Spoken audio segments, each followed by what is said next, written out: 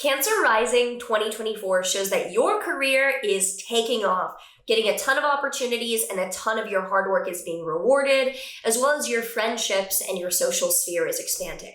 If you're excited to find out what's coming up for you and your rising sign this 2024, which is like crazy to say, I remember doing 2019 yearly forecasts, like what the fuck. Anyway, like, subscribe, and hit the notification bell so you continue to be up to date next year with what the stars have in store for you. Hi, if you're new here, I am Maren. I make videos on astrology. I also put out music, so do stream my songs below.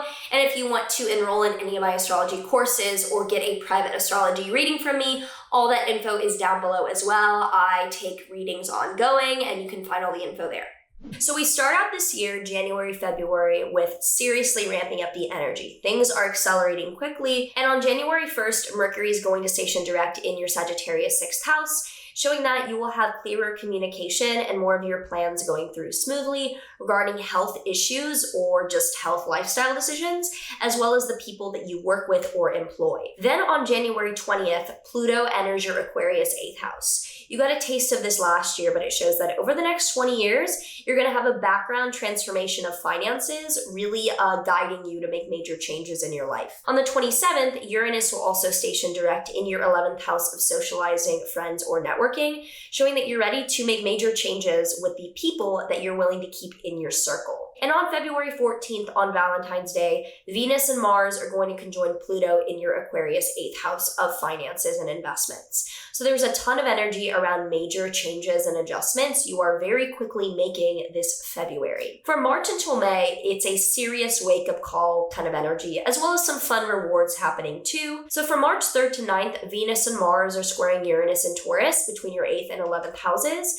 You are very likely feeling the pressure to change up your friend group, but that's at odds with the financial stuff you're doing, and you're like, I really need to do this with my money, but my friends want to do all this, what do I do? Then on March 21st, Venus will conjoin Saturn in your 9th house, showing that you are getting a serious wake-up call in a good way around travel or education in your life. You might be getting an acceptance letter, or just plans are finally making themselves clear. And on March 25th, there is a lunar eclipse in your Libra 4th house of home or family, showing that you are ready to let go or end a chapter around living situation in March. And this April, from the 1st to the 25th, there is a Mercury retrograde in your Aries 10th house of career. So there's a lot of career reconsideration this April. And on April 3rd, Venus will conjoin Neptune in your Pisces 9th house, showing an otherworldly beautiful opportunity around travel or education, which really inspires you and feels too good to be true. Then on April 8th, there is a total solar eclipse in your Aries 10th house of career, showing a huge opportunity, catalyst, and chapter of your life beginning, probably the most important new beginning of this year,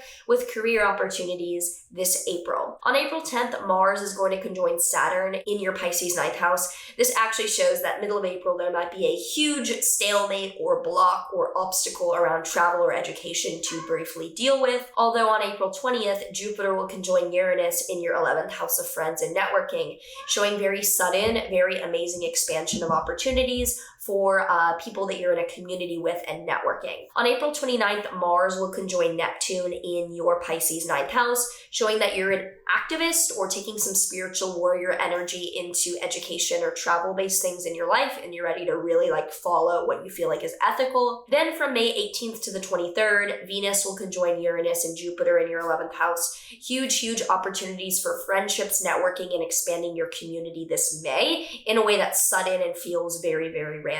Then on May 25th, Jupiter enters your Gemini 12th house of mental health, where it will be for the upcoming year until June 2025.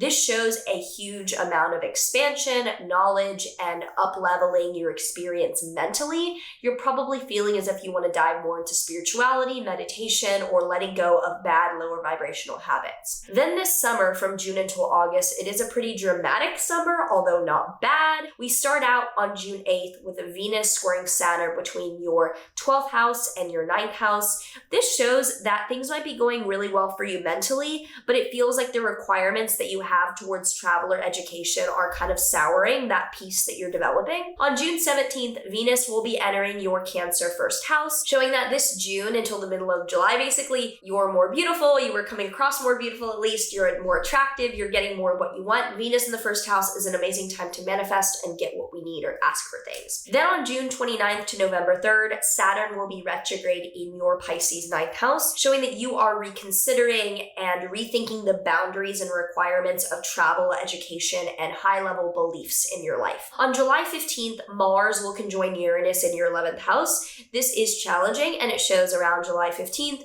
random, sudden difficulty or fighting with a group of people that looks particularly dramatic. From August 5th to the 28th, there is a Mercury retrograde in Virgo and Leo, your 3rd and 2nd houses, which shows that much of this August, you're reconsidering your communication, your content, and also your money and your spending. On August 14th, Mars will conjoin Jupiter in your Gemini 12th house, showing a desire to put a ton of effort and a ton of really groundbreaking energy towards improving your mental health. And on the 19th, there is a transit that will define a lot of the background of this year, which is Jupiter squaring Saturn between your 12th houses and your 9th houses.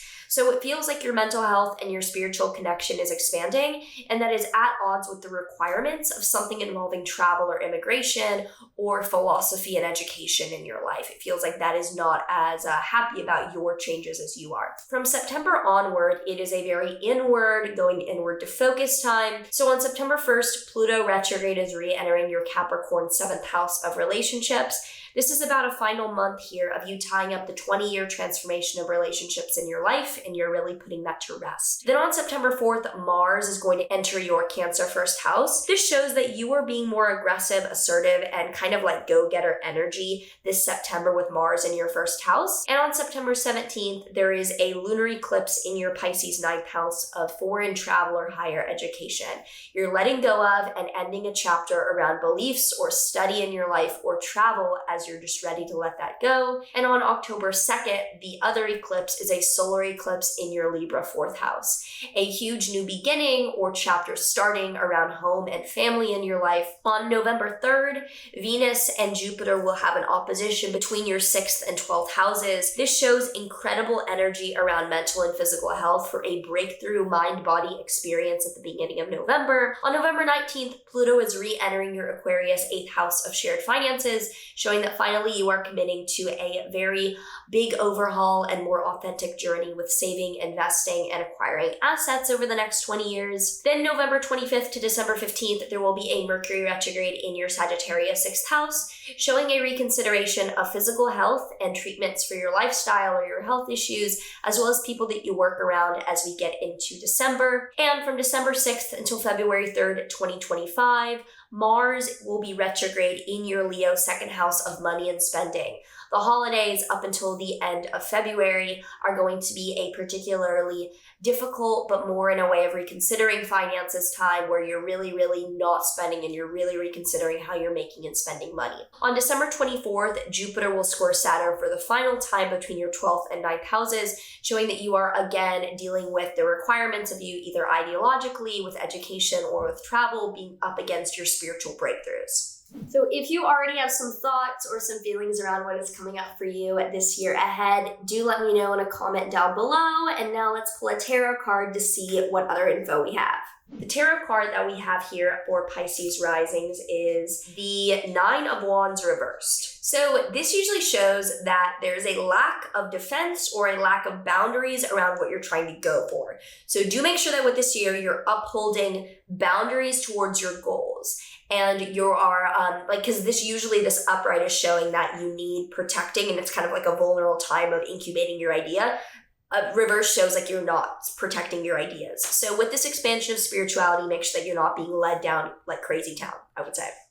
How are you feeling? What are your thoughts? What are you expecting for this year ahead after hearing all this? Let me know down below. I'm very interested to hear how you feel about this year ahead. I know I have some thoughts, some pros, some cons, and can't wait to see how it plays out. So yeah, looking forward to making videos for you guys in the year to come, and I will see you in the next one, which will be next year. All right, see ya.